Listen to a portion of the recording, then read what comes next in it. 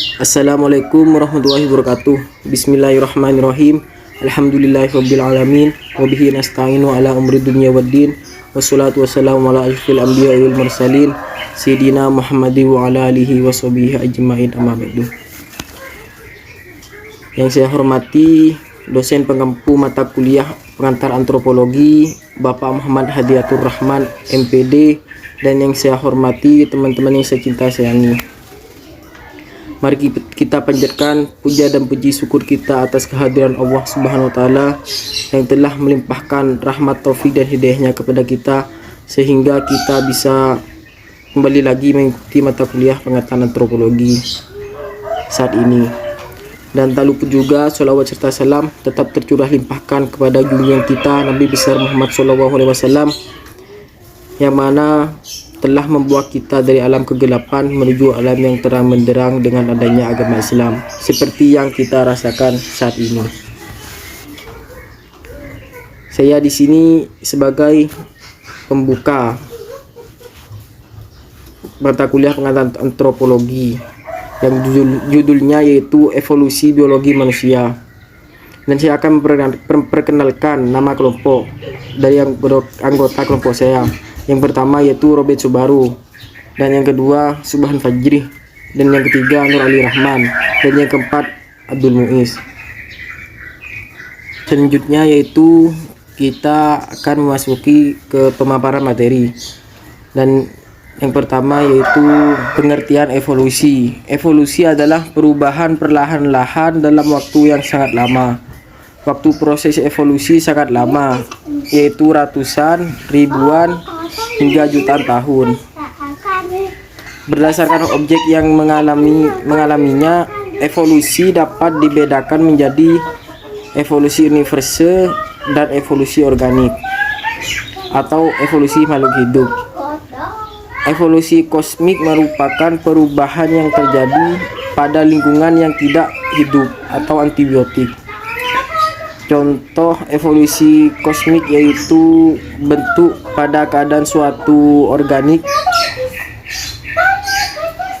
pada keadaan suatu daerah beberapa ratus atau ribu tahun yang lalu, yang diyakini telah banyak mengalami perubahan jika dibandingkan dengan keadaan makhluk hidup dari generasi ke generasi selanjutnya. Contohnya perubahan yang terjadi pada ular yang dahulu yang diyakini berkaki tetapi saat ini tidak memiliki kaki. Namun saat ini ular piton masih memiliki struktur perubahan benjolan kuku. Evolusi yang terjadi pada makhluk hidup ini yang dimaksud dengan evolusi biologi.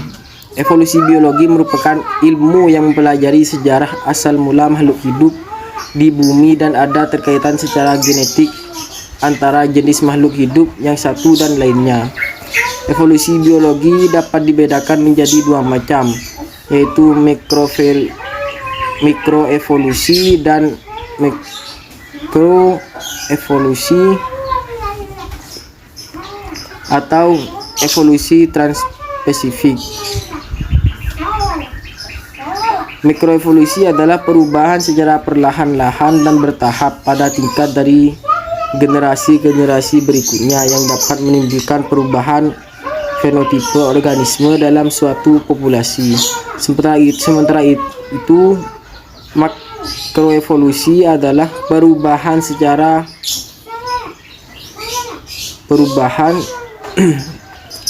perlahan-lahan dan bertahap yang menyebabkan terbentuknya suatu kelompok baru dalam taksomi. Misalnya spesies baru, genus baru, famili baru, orde baru, kelas baru, divisi atau film, bahkan kingdom dua macam, yaitu evolusi progresif dan evolusi regressif. Evolusi progresif adalah evolusi yang bertahan hidup dan berkelanjutan. Contohnya seperti manusia. Manusia hidup sekarang ini diduga berasal dari manusia sebelumnya yang memiliki fenotip yang jauh berbeda atau dapat dikatakan berbeda spesies. Sementara evolusi regresif adalah evolusi yang mengarah pada kemungkinan terbentuknya spesies baru yang dapat bertahan hidup. Assalamualaikum warahmatullahi wabarakatuh. Nama saya Rabi Sabaro akan menjelaskan tentang teori evolusi biologi. Evolusi biologi adalah perubahan makhluk hidup yang terjadi secara bertahap secara lambat dalam jangka yang panjang. Perubahan evolusi biologi terjadi secara dari bentuk sederhana menuju bentuk yang lebih kompleks. Evolusi biologi juga dapat diartikan sebagai perubahan sifat-sifat dari generasi ke generasi berikutnya.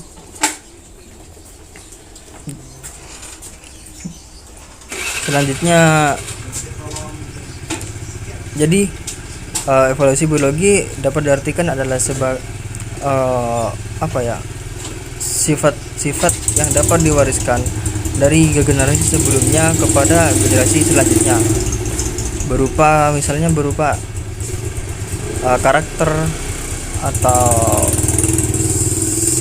watak dari generasi sebelumnya kepada generasi yang selanjutnya. Kalau misalnya generasi sebelumnya dominan dari bentuk fisik tinggi, kemudian terjadi penyusutan kepada generasi selanjutnya akibat dari beberapa faktor perubahan yang mempengaruhi evolusi.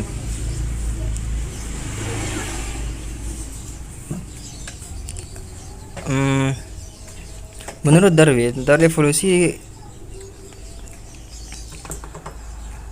berpendapat bahwa manusia berasal dari makhluk-makhluk yang lebih rendah derajatnya dari manusia. Darwin berpendapat bahwa manusia berasal dari makhluk-makhluk yang rendah derajatnya, lalu berevolusi sampai bentuk yang seperti sekarang. Seperti teori Darwin yang mengatakan bahwa manusia itu berasal dari kera, lalu berevolusi kepada bentuk yang sekarang ini. Dari perubahan yang sederhana, bentuk kera yang serba terbatas, memiliki akal yang tidak memiliki akal yang kecil, lalu berevolusi kepada manusia seperti ini yang memiliki akal yang lengkap, dapat berpikir secara kritis. Dalam agama menyebutkan bahwa terjadi pertentangan antara teori evolusi dengan menurut agama Islam. Menurut Tuhan atau Allah menciptakan Adam sebagai makhluk pertama dengan bentuk fisik yang sama halnya dengan manusia pada zaman sekarang. Jadi sudah dapat diartikan terjadi pertentangan antara evolusi Darwin, evolusi biologi yang berasal dari manusia kera kepada manusia yang zaman sekarang. Kurang lebihnya seperti itu. Assalamualaikum warahmatullahi wabarakatuh. Assalamualaikum warahmatullahi wabarakatuh. Perkenalkan, nama saya Abdul Muiz, absen 18. Baik, di sini saya akan menjelaskan tentang teori evolusi. Pada mulanya evolusi merupakan dugaan atau hipotesis dari sebagian kecil orang.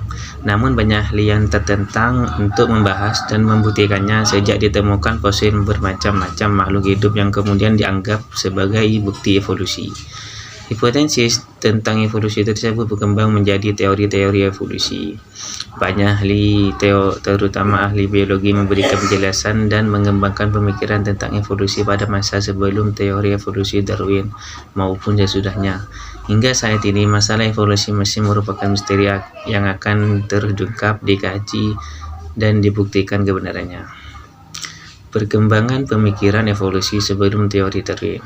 Pemikiran mengenai evolusi Darwin sudah muncul sejak dahulu sebelum masa Charles Robert Darwin. Bahkan sejak awal leluhur kita telah memiliki keingintahuan mengenai asal-usul kedudukan dan nasibnya dalam alam. Yang pertama, Plato atau 428-347 sebelum Masehi membayangkan pencipta yang menciptakan dunia dari kehancuran, kemudian menciptakan para dewa yang akan membuat manusia dengan jenis kelamin laki-laki, wanita, dan hewan muncul dari reinkarnasi jiwa laki-laki.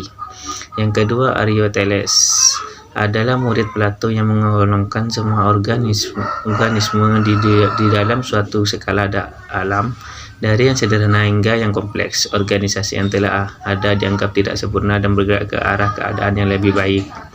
Copernicus dan Galileo merupakan sejarah meyakinkan bahwa matahari merupakan pusat dari rotasi planet, bukan bumi, dunia organik dan dunia fisik, dan diatur dengan hukum-hukum alami.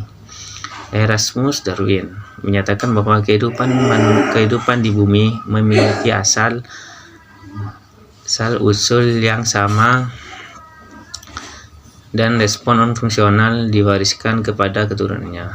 Yang kelima, Baron Guerquist adalah peneliti fosil yang menyatakan bahwa kepunahan spesies akan digantikan oleh spesies yang baru. Substansi atau perubahan fauna dari zaman ke zaman disebabkan oleh serangkaian bencana yang disusun dengan pencipta spesies. Sekian dari saya, wabillahi taufiq wal hidayah. Wassalamualaikum warahmatullahi wabarakatuh. Assalamualaikum warahmatullahi taala wabarakatuh. Perkenalkan, nama saya Subhan Fajri, nomor absen 15. Saya di sini pemateri yang keempat, yaitu tentang faktor yang mempengaruhi evolusi. Faktor yang mempengaruhi evolusi di sini yaitu ada dua. Yang pertama itu faktor perubahan. Faktor perubahan menghasilkan bahan mentah untuk evolusi, tetapi Darwin sendiri sebenarnya tidak mengenai mutasi ini. Sementara mutasi merupakan peristiwa yang penting yang mendukung keabsahan teori Darwin. Perubahan yang dikenal Darwin rekombinasi dari hasil-hasil mutasi perlengkapan bahan mentah untuk evolusi. Yang kedua yaitu tentang faktor pengarah. Terdapat banyak penyimpangan yang menurun karenanya dalam suatu spesies tidak ada dua individu yang tepat sama dalam susunan genetiknya. Susunan genetiknya tidak sama. Pada umumnya, proses produksi menghasilkan jumlah individu dalam tiap generasi lebih banyak daripada jumlah individu pada generasi sebelumnya.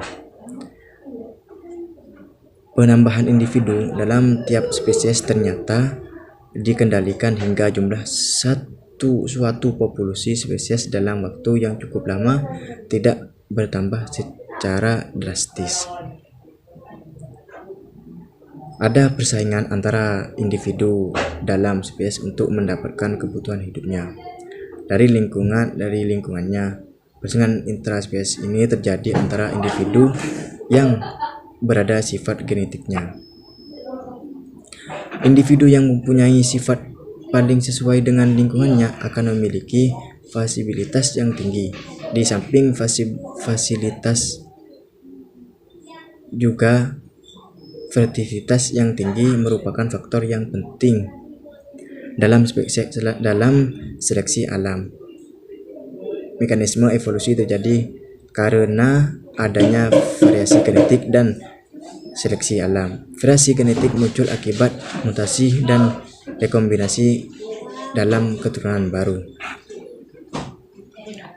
Sekian dari saya, kurang lebihnya mohon maaf. Wassalamualaikum warahmatullahi taala wabarakatuh.